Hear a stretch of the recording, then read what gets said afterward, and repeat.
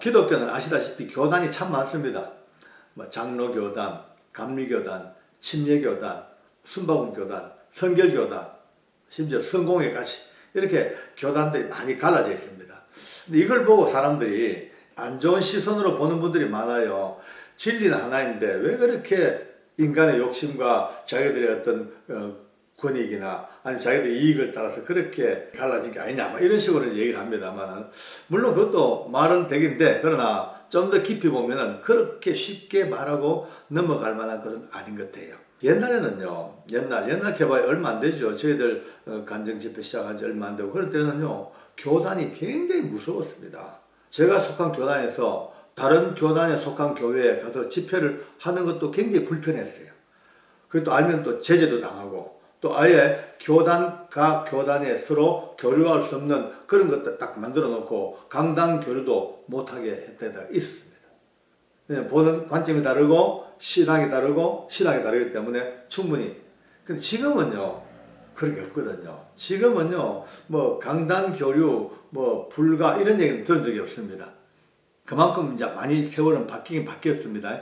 오늘 여러분들 가장 우리가 주변에서 볼 수 있는 교단 이야기를 좀 풀어봅시다. 제일 흔한 게 장로교입니다. 장로교 안에 들어오면 또 장로교 안에도 또 엄청난 저기 갈라집니다만, 일단 크게 봐서 큰 덩어리로 장로교라고 딱 들어보면, 장로교는 딴 거 없습니다. 제일 크게 중심이 하나님의 주권이 최고로 유지되는 곳. 그 이제 장로교의 특징입니다. 개혁주의라 그러기도 하고요. 그렇습니다. 장로교는 모든 게 하나님의 주권이다. 하나님의 뜻, 하나님의 계획, 하나님의 예정, 구원까지도 하나님은 예정한 자들 기회에 끌고 가시는 철저한 하나님의 주권에 잡혀 있는 것이, 이것을 믿는 이들이 장로교단의 사람들입니다. 장로교단은 또 교회를 운영하는 정치 체계가 대의민주주의를 좀 이렇게 표방을 합니다. 투표를 통해서 장로가 선출되어지고 또 목사가 또 이렇게 세워지고, 그래서 항상 이 장로교는 큰 정치의 흐름이 총회가 있고 그 밑에 노회가 있고 그 다음에 당회가 있고, 이래서 당회는 뭐냐면 한 교회, 그 교회에서 장로님들과 목사님이 이제 한 팀이 된 하나의 회의 체제, 정치 체제입니다. 그러니까 장로님 한 분만 있어도, 다음에 목사님과 두 분만 있어도 당회가 구성됩니다. 이 당회가 참 은혜로운 당회도 많지만은요, 참 골치 아픈 당회도 또 많습니다. 사람이 전부 다 생각이 다르기 때문에 많이 모이면요, 자기 생각이 막 많으니까 이것저것 부딪히기도 하고 서로 갈등도 있고 해가지고, 이 당회가 잘 굴러가면은 교회는 성장하고, 당회가요 어려우면요 교회가 굉장히 까칠까칠해집니다. 그래서 어떤 사람은 농담 삼아 세상에서 제일 맛없는 회가 뭐냐 물으면 당회 아이가, 이런 말도 합니다만은, 그러나 우리 교회 당회나 주변 당회 보면요 너무 아름다운 당회가 많습니다. 우리가 잘못된 거 보고 함부로 얘기할 거 못 됩니다. 장로교단은 특별하게 이제 예정론이라는 것을 굉장히 이제 중히 여깁니다. 하나님께서 이미 구원받은 사람을 만세 전부터 예정했다. 그 예정되고 택정된 자들은 아무리 엉망진창 살아도 기어이 끄집어내신다.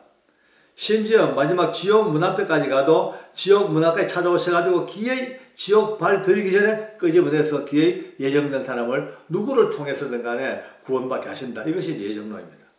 그러니까 어떤 면으로는요 되게 좋아요. 안심하고. 근데 또 어떤 면으로는요 굉장히 나태하게 만들어요. 이거를 예정론을 반대하는 분들은 이런 얘기입니다. 그거 완전히 하나님한테 맡겨놓고 지는 개판치고 살고 예정됐으니까 걱정 없다. 이건 무책임하지 않냐, 이런 얘기도 있습니다만, 어쨌든 그거는 보는 사람 관점에 따라 그렇고, 어쨌든 장로교는 그렇게 좀 큰 틀로 보면은 큰 문제가 없을 것 같아요. 근데 그게 감리교가 또 이제 또 나옵니다. 굉장히 크죠, 감리교는.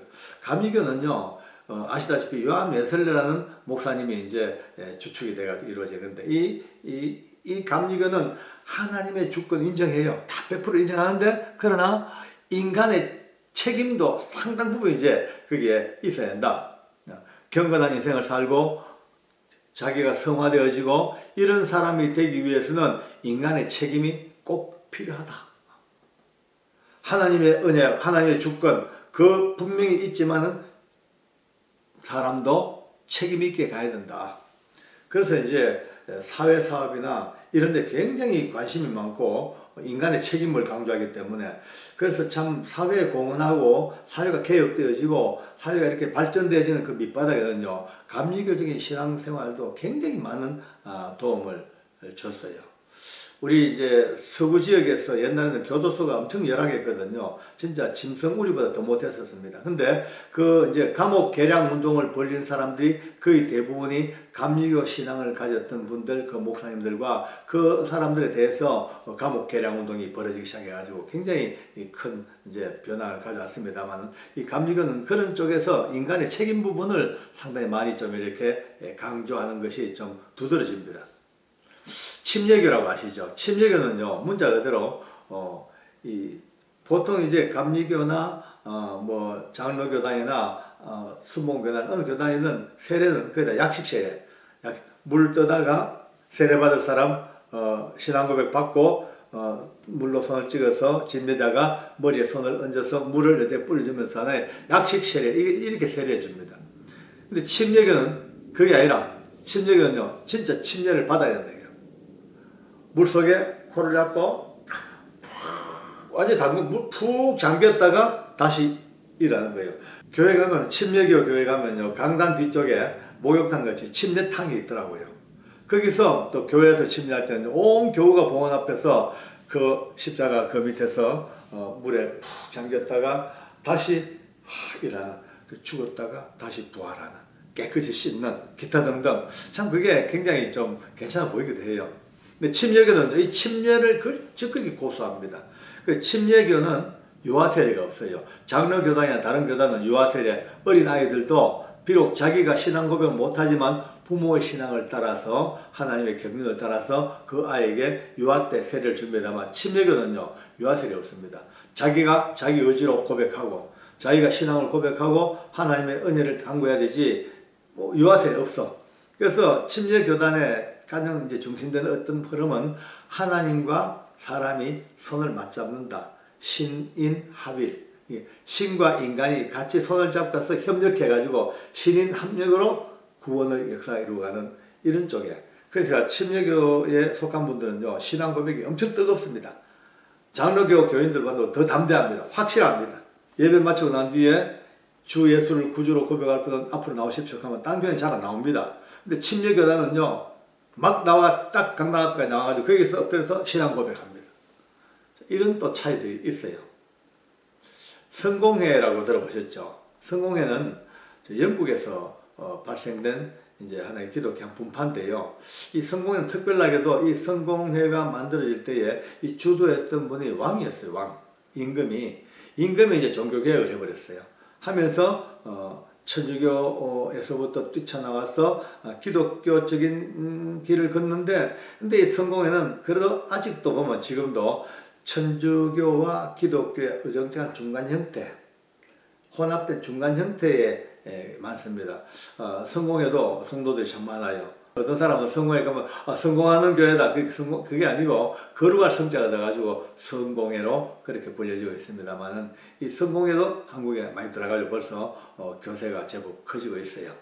또 성결교가 있습니다. 성결교는 정말 그 내용 자체가 참 바람직해요. 왜냐하면은 인간의 가장 성결과 거룩을 굉장히 중시 여기는 그런 교단입니다. 특히 인간들이 살아가면서 성별운동, 성결은 구별된 운동, 이게 미국에서부터 이게 아주 이루어져 가지고 참 많은 분들이 회심하고 거룩해지고 성화되어져 가는 과정에서 이 교단이 끼친 영향이 참 큽니다. 특별한 과정, 특별한 어떤 은사, 특별한 능력 굉장히 중시 여기고요. 여기서부터 한 발 더 나아가서 이제 왕성하게 이루어진 것이 오순절 교단, 순복음교회를 통한 오순절 교단이 거기서부터 또 파생돼가지고 더 큰 역동으로 이제 뭐 은사가 막 나타나고 막 각종 능력이 막 나타나는 정말 그를 통하여 새로운 막 그냥 영적 개발이 이루어지는 그런 쪽이 이제 막 우리 오순절을 보면 되겠죠. 그러니까 보면 이렇게 전체적으로 보면은 크게 보면은 뭐 더 많은 교단이 있습니다만 일단 우리가 흔히 볼 수 있는 장로교단, 감리교단, 침례교단, 성결교단, 오순절교단, 성공회 이런 식으로 좀 짚어봤습니다. 그래서 결론은요, 이게 전부 다 뭐 서로 너와 내가 다르고 서로 대립되고 전혀 아닙니다.